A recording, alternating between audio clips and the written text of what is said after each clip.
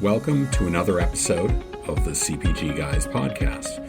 Our co-hosts, Sri Rajagapalan and Peter V.S. Bond, explore how brands and retailers engage with consumers online, in-store, and everywhere in between. And now, here are Sri and Peter. Hey everyone, welcome again to the CPG Guys podcast. I'm PVSB, one of the aforementioned CPG guys. I'm also the Vice President of Commercial Strategy at Fetch Rewards, the mobile loyalty platform. I'm particularly intrigued by loyalty and the applications of first-party consumption data in the CPG retail industry. My co-host, well, he's an expert in omni-channel commerce. And he's fascinated by retail media and digital marketing. Please welcome my co-host, my collaborator, the man known as Sri. Sri, how you doing today? He used to say my ride or die. Now he's moved to collaborator, but I can live with it. I'm just thrilled that at the time of this recording last night, we were at a famous game of the Astros, aka the Cheaters with Altuve at Yankee Stadium. After 8 innings, Yankees were putting goose eggs and we were down 3-6. And then suddenly you turn around, Hicks hit a 3-run homer, Judge hits a ground rule single. And I learned yesterday there's something called a ground rule single, but we won't bore Monica about what that is. But bottom line, 52-19, this is looking to be the year, Peter. I can feel it. The fact that we're going to the All-Star game in a couple weeks, double bonus. I don't know what was better, Sri, the fact that you got to watch the Yankees win or the fact that we were able to find some poke bowls and tuna at the stadium. I mean, this is a sushi. This is a long cry from the days of Nathan's hot dogs, and that's about all there was. So we were definitely eating like a bunch of gourmands last night, but thank you for that, Sri. Before we get to our guest, I want to remind our audience that all of our content, you can find it on our brand new website, cpgguys.com. We have all sorts of rich content. We have a merch store if you want to buy a t-shirt or a water bottle. And we've organized our episodes into themes like retail media, loyalty, and branding. And if you go there, please do sign up for our forthcoming newsletter. We're working on that very diligently. And if you're not already following us on LinkedIn, just open up the app or go to the LinkedIn site and enter CPG Guys in the search box. And when you get to our page, simply click follow. That way you'll get to see all of the content we're producing. And the best thing about it, Sri, how much does it cost? Nothing? Yeah, that's right. Nothing. It's free. I mean, who doesn't like free, right? Because for us, it's always about the education and sharing journey. And we're going to keep it that way. So we're really excited about it. We've got about almost 14,000 people following us at the time of this recording, and really a whole bunch of industry luminaries. We're really honored that you've chosen to take note of the content we're producing. Don't forget to check out the FMCG Guys podcast hosted by our friends Daniel and Ephraim. They're taking our format and going across the pond, speaking to retail and fast-moving consumer goods luminaries from a European perspective. Just visit fmcgguys.com. And of course, Sri and I are incredibly proud to partner with Next Up, formerly known as Network of Executive Women, whose mission it is to advance all women in business and to promote the cause of gender equality and career development. Please visit nextupisnow.org/CPG. Guys, we have our own landing page, Sri. Can you believe that? To learn more about this great group, and in the middle of every Wednesday episode, you can find a little Easter egg on upcoming seminars and events they have planned. Please do visit the site to see how you can be a part of Next Up. So today's episode features a seasoned marketing leader at a digitally native challenger brand, Lola, which seeks to reinvent feminine care by starting with high-quality natural ingredients that consumers can trust. Our guest is the Chief Marketing Officer at Lola. She joined in 2016 after a successful run at another very famous digitally native brand, Dollar Shave Club. It's an iconic brand. She had a 4-year run prior to that in traditional CPG at the Colgate-Palmolive company. Please join Sri and me in welcoming to the podcast Monica Belsito. Monica, how are you? Welcome. Hi, thank you so much for having me today. Excited to be here to chat CPG. Well, this is great, Monica. Early in my brand career, I worked for a manufacturer of feminine care brands. So I was in category management in the late 90s. So I probably know more about fem care than most men do. So I'm really excited to have this conversation. Just when I think I know everything about Peter, I learn a little something new. I did know that you did work in femcare for some period because it's in your LinkedIn history. But perhaps we can discover some expertise today as we go through the questions. Well, it brought new meaning to the term paper or plastic to me. That's an inside joke for people. Yeah, see, Monica gets it. But hey, Monica, before we get to the questions we've got prepared for you, why don't you let our audience know first where on the web they can learn more about Lola? And would you give us a brief introduction to your company and most importantly, what your mission is? Absolutely. So you can find us online on our direct consumer site, mylola.com. That is the home base for Lola. It's where we launched in July of 2015 and still continues to be a very important and strategic place, not just because it's where you can come to find our full suite of products, but also because it's where you can get all of the free and rich content. Because like you guys, content and education have to be free. So you don't need to be a customer to access our rich content on the spot on our website, mylola.com.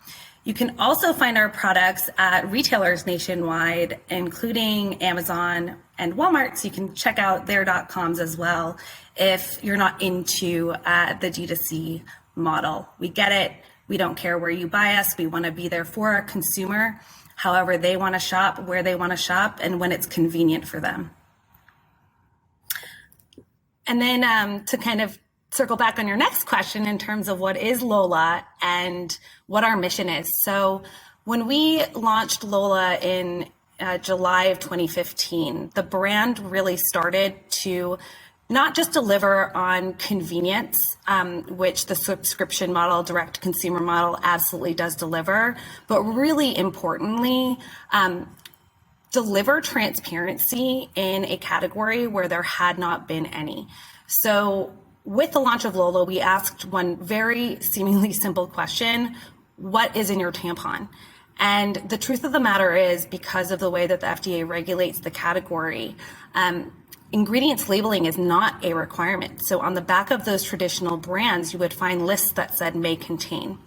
And as conscious consumers ourselves in every other category, the fact that we as educated women hadn't bothered to check what's on that side of the box really lit a fire under us into, one, providing that ingredients transparency, making sure that the products were made with safe, natural materials that were also effective, because let's face it, you can't be let down by your period product. That is an embarrassing disaster. And then most importantly, going back to the core, why didn't we ask these questions? Well, it's because reproductive health and wellness has been overly politicized and overly sexualized for my entire life, and really since the dawn of time. And because of that, these topics are taboo in most households. And when you have a taboo topic that you don't feel comfortable talking to your friends about, talking to your family about, asking your teachers or your doctors, that's where this rote passive loyalty comes into play, and you don't expect anything better. And at Lola, we believe that our consumers deserve the best when it comes to their reproductive health and wellness.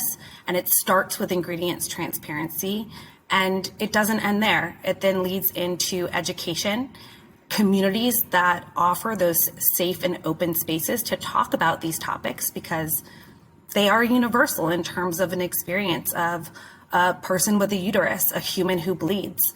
And everyone who experiences those things should have a brand that's looking out for them. And honestly, today is a day that has never rung truer, where brands and companies are needing to create these safe spaces for humans to come and be respected and be cared for. And so that's why at Lola, we're doing that not just in period care, but across the spectrum, from first period to last hot flash.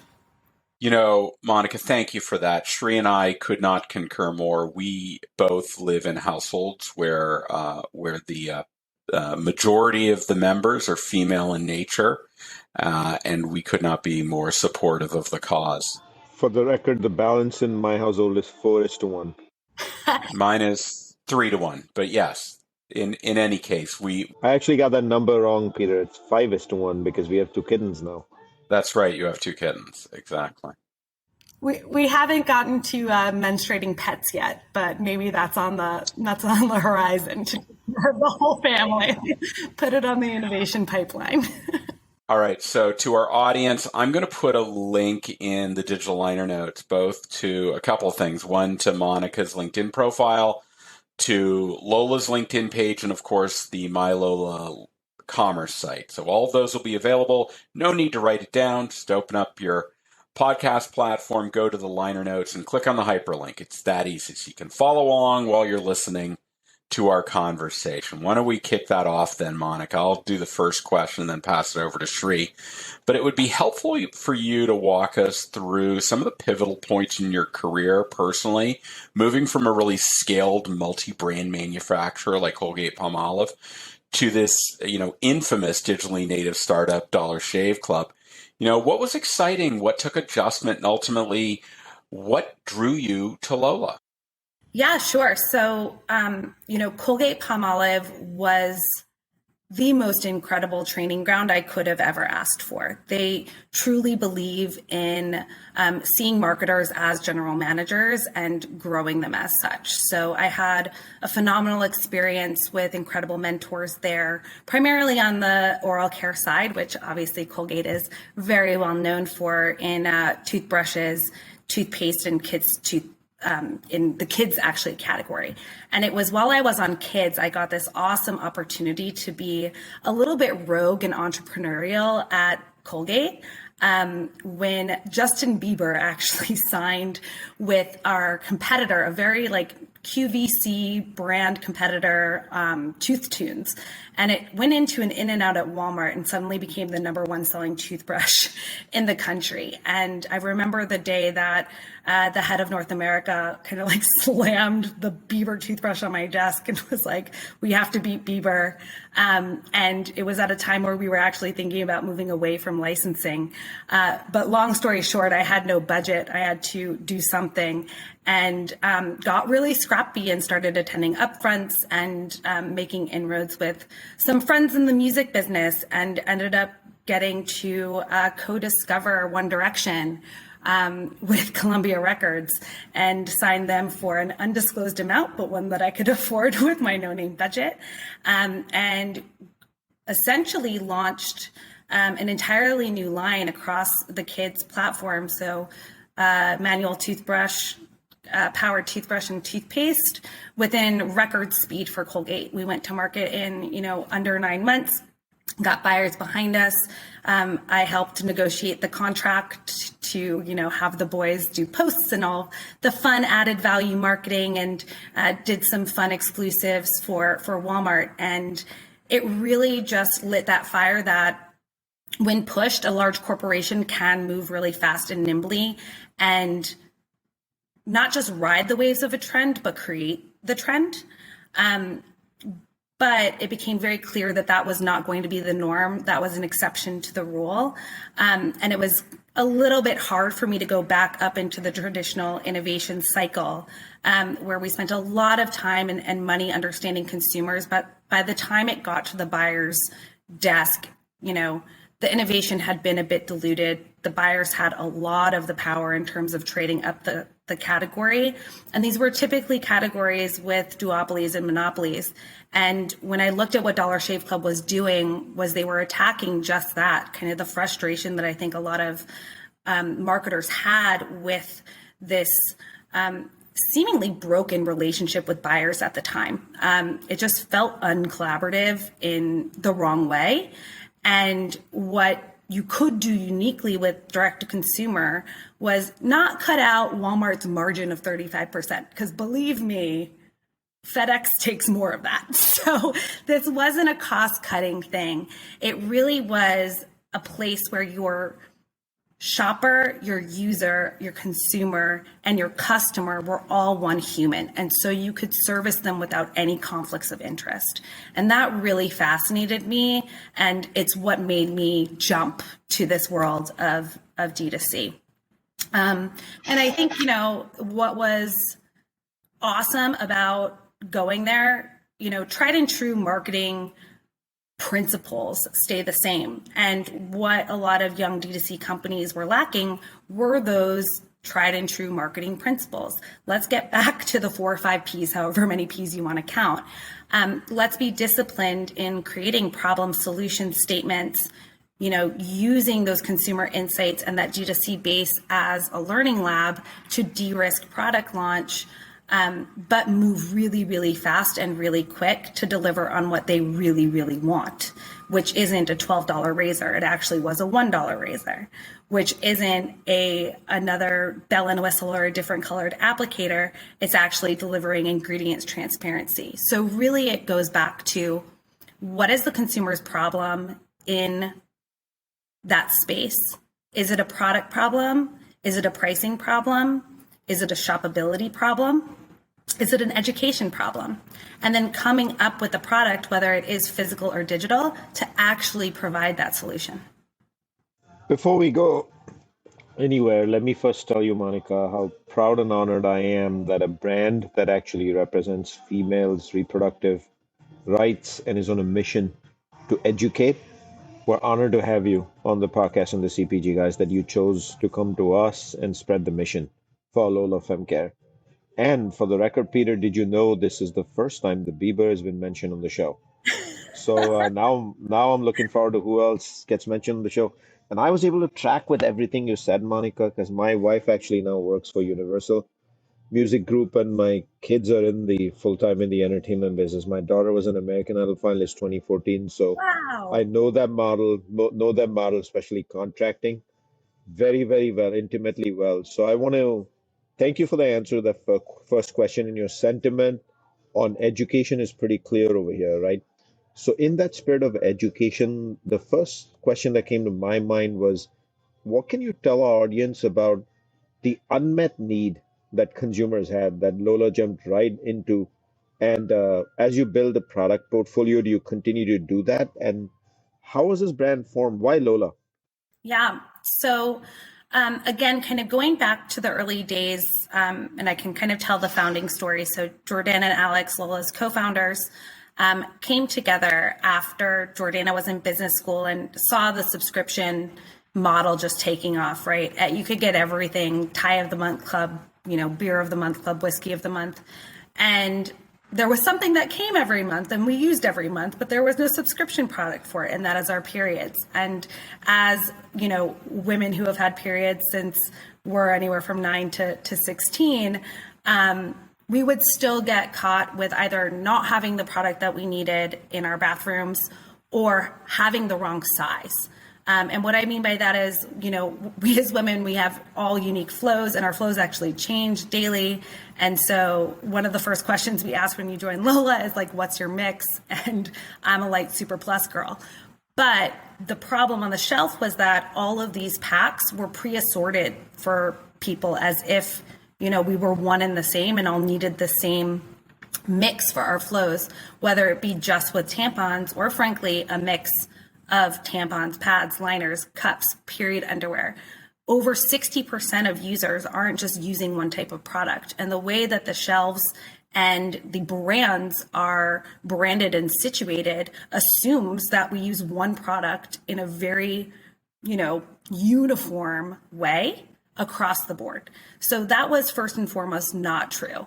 And so the brand originally set out as a convenience play. How do we make sure that I have what I need in my bathroom before I get my period in the mix that is unique to me?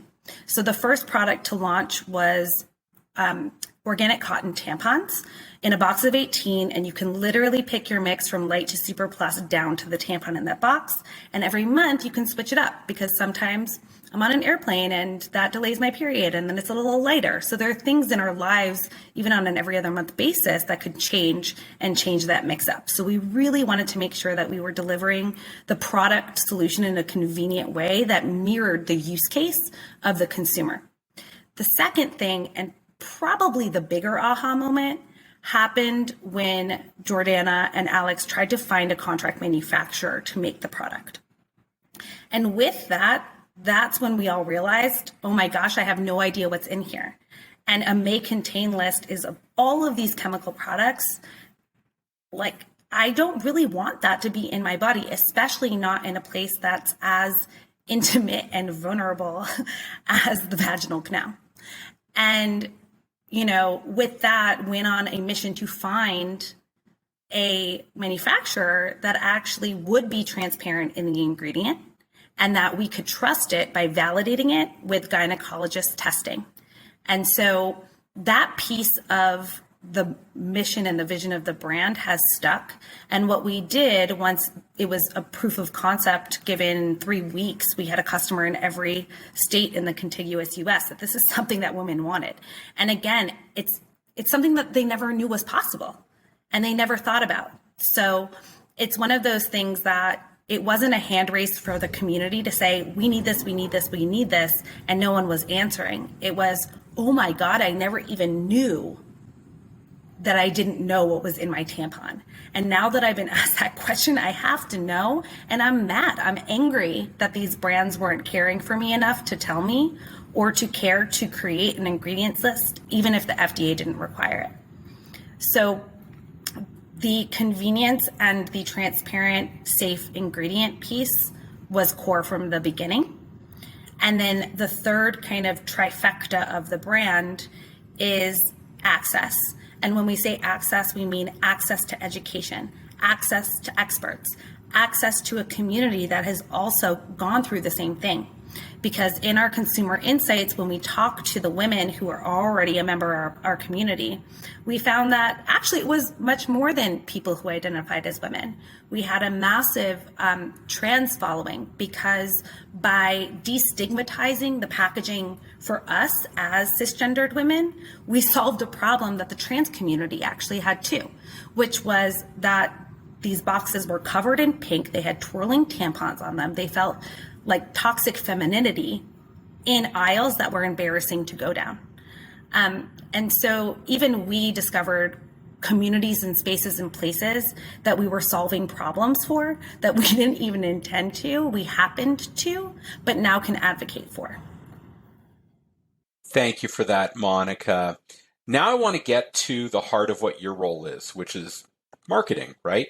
So would you share with our audience, what are the overarching marketing message or messages you're using to create awareness, draw in, and ultimately acquire customers?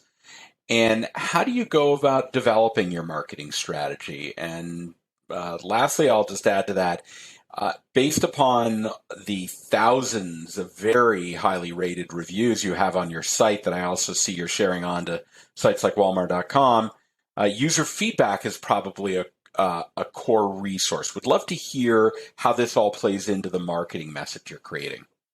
Yeah, absolutely. So again, starts with the consumer insight, right? We realized that we had solved something big in tampons.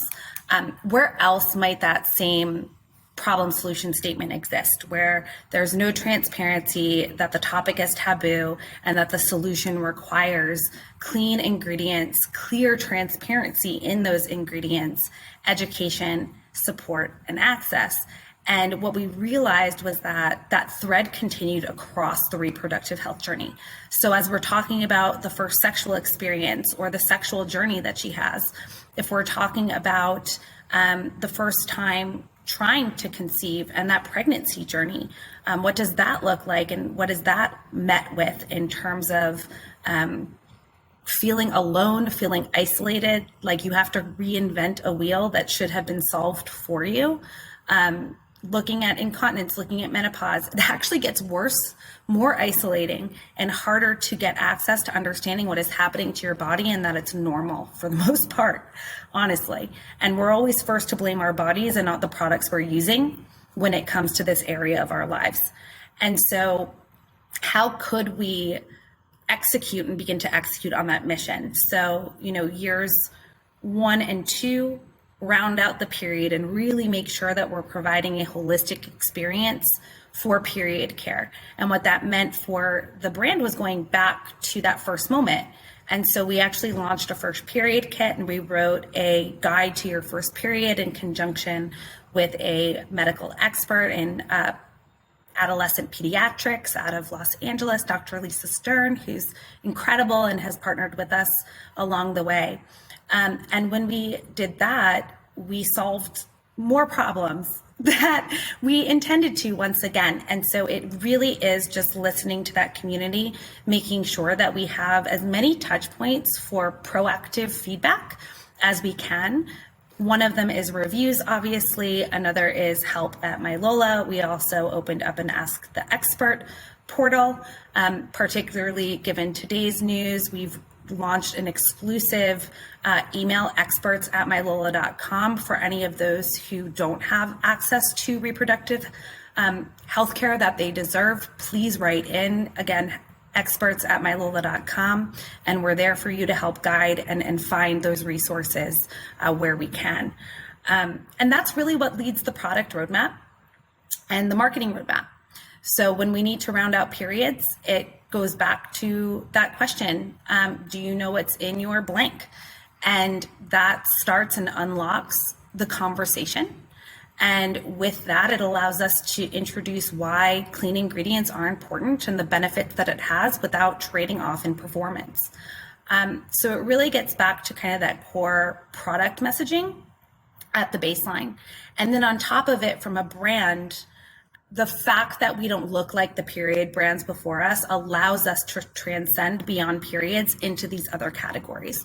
We know that our consumers have given us the right to play in sexual wellness, to play in vaginal health, to play in pregnancy, incontinence, and menopause, because they want that one brand to hold their hand through that entire journey, because it's not fragmented. Many of these things are happening at once. And so the fact that brands before us have asked consumers to go to so many places for that one solution, we feel is silly, especially because so much of it starts with education. So the messaging that we have, this year, because we've been able to launch and solidify our position in periods, sexual wellness, in vaginal care, is this to from message. So from periods to pH balance, Lola has you covered. From periods to pleasure, Lola has you covered. From periods to pregnancy, Lola has you covered. We're more than just a period brand now. We are really delivering on that mission and vision to cover you throughout. If I haven't said so already, can I repeat how proud I am that you chose the CPG guys to come spread the mission of reproductive rights? I'm truly grateful that you chose to do that, especially today. So, your role as a CMO, one of the things you deal with every single day is managing your marketing mix and all the elements around the marketing mix, which is, of course, a balance of investments that you choose to make. So I'd love to hear from you and for our audience, what are your primary marketing mix elements and how are you leading the customer acquisition sources? Like, where are your new customers actually coming from? Media kind of now more than ever is shifting on a dime, and there's so many places to put your dollars. So I think as a marketer, it's actually the hardest time it's ever been to be a marketer, because there's so much choice and a finite budget, right? So especially as a D2C brand that is extended into omni-channel retail, we can't just rely on kind of your typical DR methods of the old way of growth hacking. And regardless of going omni, frankly, the way that Meta has evolved the business, the old ways of, arbitrage and Facebook bids, those are just gone. And Instagram and Facebook, to me, are no longer DR channels. They are awareness channels. It's where people are finding new brands, but they're not necessarily clicking and converting there. It's really become an awareness play for us. So a few years ago, we actually moved away from the traditional D2C DR bidding model, and haven't spent a dime on a CPA on Facebook in a really long time. But as an awareness channel, incredibly effective and relatively, if you look at other awareness, like the ROAS there and the CPMs are pretty darn affordable. So that is still a large piece of our marketing mix in terms of utilizing Meta and their platforms. It's just not what it used to be. It used to be the place where we acquired customers at the bottom of the funnel. Now it's a place where we meet customers upper funnel in terms of the paid We obviously also have a very strong owned channel mix across, again, all social platforms. So Facebook, Instagram, TikTok, obviously huge. I'm not saying anything mind blowing. TikTok is the place to be right now. And I think a really fun one because you don't need a creative budget to be able to create on TikTok. If you have fun, creative employees. We have TikTok Tuesdays. We spend an hour. We just do weird stuff and see what sticks. So it's a very low risk testing platform because of how the algorithm works. If you fail, it doesn't really matter. It doesn't punish you. So it's great to test, see what scales. And then importantly, figure out what about that worked because of that channel alone versus what could potentially work on another channel to put money behind it. Because I think what I see a lot of people accidentally do is see something work on Instagram and then try to put it on TikTok and it fails, or vice versa. Like they're very, very different places. So fit for channel creative is now more than ever uber important. And then in terms of other, upper funnel, OTT is super exciting right now. Obviously, Hulu's new launch of self-service platform is something we're interested in. I still have my questions on, can you spend on a budget that's below 40K a month and reach that impression level that you need? Because as you know, reach frequency is still the name of the game for awareness media, and that doesn't change regardless of the platform, whether it's linear TV or over the top. On our mid funnel, really that's where our owned and earned plays hard for us. So we lean into a lot of partnerships.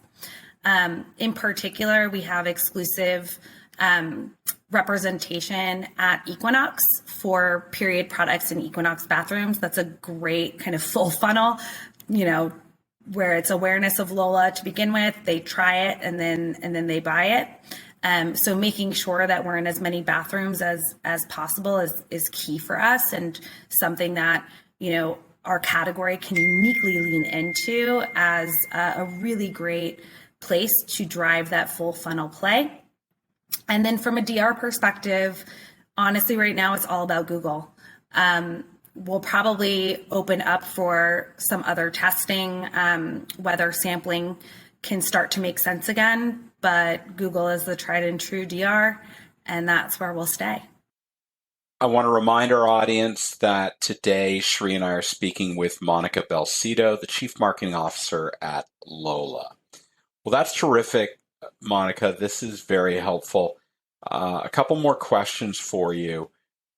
For me, I would like to understand, in addition to your direct-to-consumer site, you also sell Lola via Amazon.com. You sell it via Walmart. You mentioned that earlier. Would like to understand what your channel mix overall looks like, and how do you think about investing against both, because you're also in physical retail, how you think about investing against all your different channel components. Yes. So each channel has a specific place in the overall portfolio for Lola.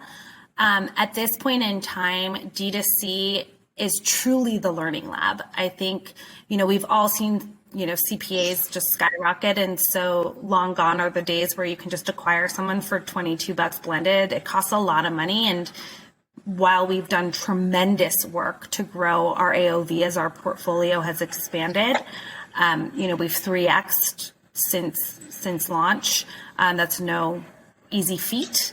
And that alone does not allow us to just spend willy-nilly and go above $200 or something with a ridiculous payback period. Again, even with higher AOVs than a lot of CPG brands and a churn rate that is below 2%. So our loyalty is incredible, but it still doesn't mean I can spend like that.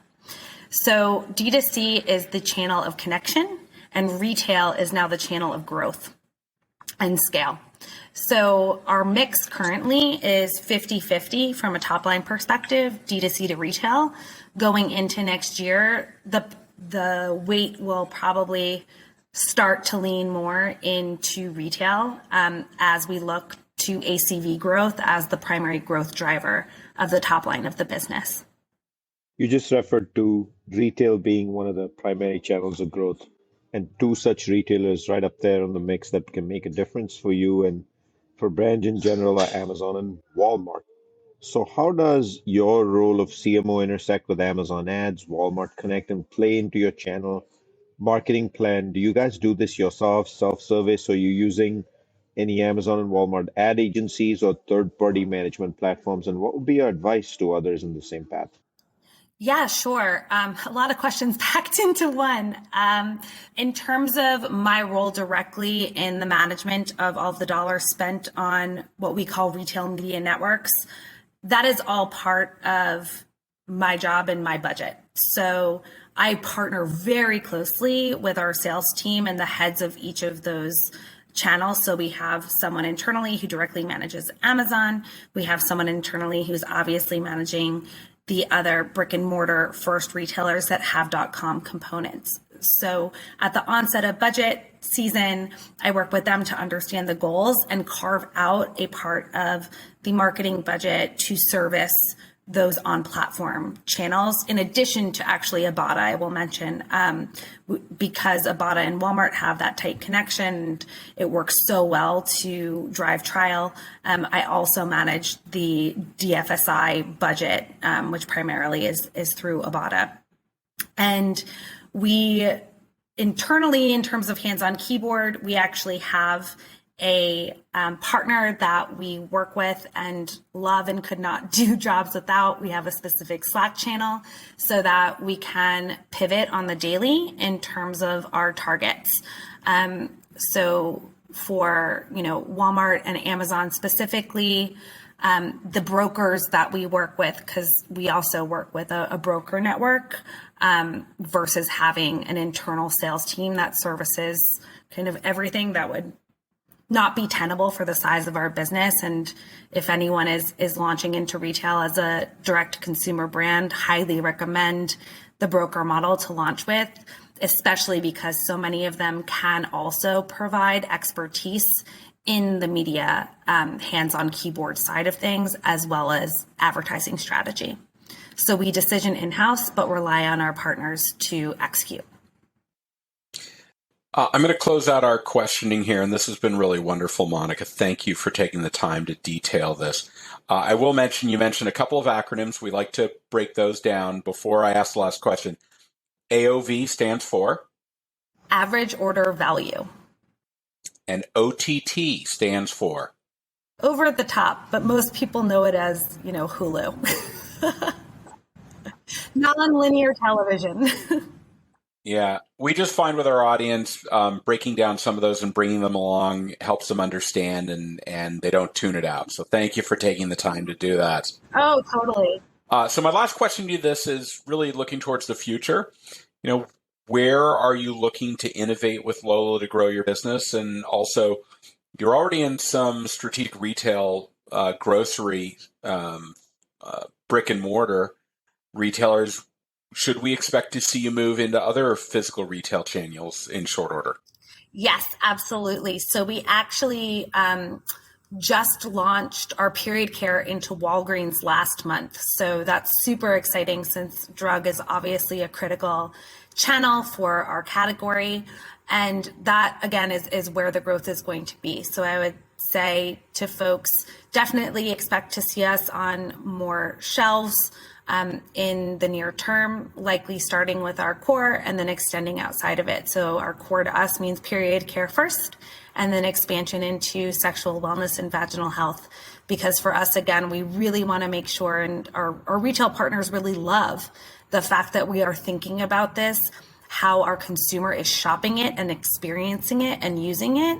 And as much as we can, and I'll tease one retailer that's going to launch in a few months, want to ensure that that is created in a store environment. So you'll very soon see from us the first ever cross-category launch with an end cap that's a semi-perm end cap with all of our categories represented, which is super exciting and a huge win, because oftentimes what that means, and folks will know who are in multiple categories or have been, it's more than one buyer. And It's when the retailers have the foresight to know that this is actually what's going to grow their category and their traffic and create interest for that very valuable millennial and Gen Z consumer to come in. They've got to show up for them differently. And we're helping them do that. I'd like to remind our audience that you should try to visit the cpgguys.com URL. You can find all of our content there, links to our 200 plus episodes. They're all organized into themes. Makes it very easy for you to find ones that are relevant to what you're trying to learn about. And of course, if you think you have something to contribute to the thought leadership conversation, just drop us an email at contact@cpgguys.com. Maybe you can join us on the podcast someday in the future. And also when you're at cpgguys.com, go to the review section, leave us a review. We all like feedback. We all like content. We know that our friend Monica and the team at Lola loves feedback. They have thousands of very highly rated reviews on their site. So join the 1,300 plus followers of our podcast. Listen to what we're producing and give us some feedback so that we can tune our content to be reflective of what your needs are. Hey, Monica, really want to thank you for joining us today on a very important day in the history of this country as it pertains to women's rights. We're really grateful that you took time out of this day to talk with us about what you're doing with Lola and the mission that you're seeking to advance. Thanks for joining us today. Thank you. So Shri, wow, what a power pack conversation, right? A whole bunch of stuff. What were some of your thoughts you want to bring to the top and summarize from today's conversation? As I've said, Peter, I'm proud that Monica chose the CPG Guys platform that to today to actually come here and discuss a mission of what Lola, FemCare, and the entire product family is on. I love that we started up top with D2C. We talked about content and education must be free because knowledge to the masses is what empowers people to be who they are and know their choices they can make in life. And far often in our nation, content is not free, which is holding people back. So I love that you're on that mission as well, Monica. Then we touched elements of a marketing mix, different for D2C versus the in-store. And then we jumped into Monica actually closing out with the role of an mixed category end cap, which doing what I do for a living on my day job, I know the value of that significantly. But I want to say congrats for getting the mixed category semi-permanent end cap. That is no easy feat, but in your previous life, you have done that before. So we knew that was coming at some point. So congratulations on that power-packed episode. Couldn't have picked a better day and a better brand to come together on this day. And I'm proud again that this message will go out. And I can't wait for this episode to actually make the airwaves pretty soon. Always a pleasure, Shri. And to our audience, thanks for joining us. We look forward to speaking with you on the next episode of the CPG Guys podcast. Goodbye.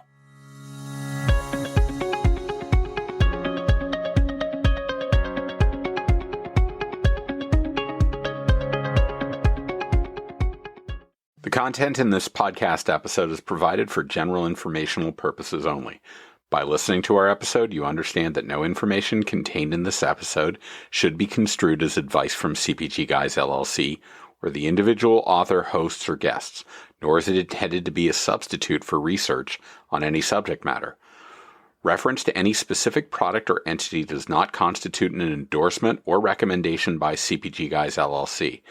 The views expressed by guests are their own, and their appearance on the program does not imply an endorsement of them or any entity they represent. The views expressed by CPG Guys LLC do not represent the views of their employers or the entity they represent. CPG Guys LLC expressly disclaims any and all liability or responsibility for any direct, indirect, incidental, special, consequential, or other damages arising out of any individual's use of, reference to, or inability to use this podcast or the information we present in this podcast.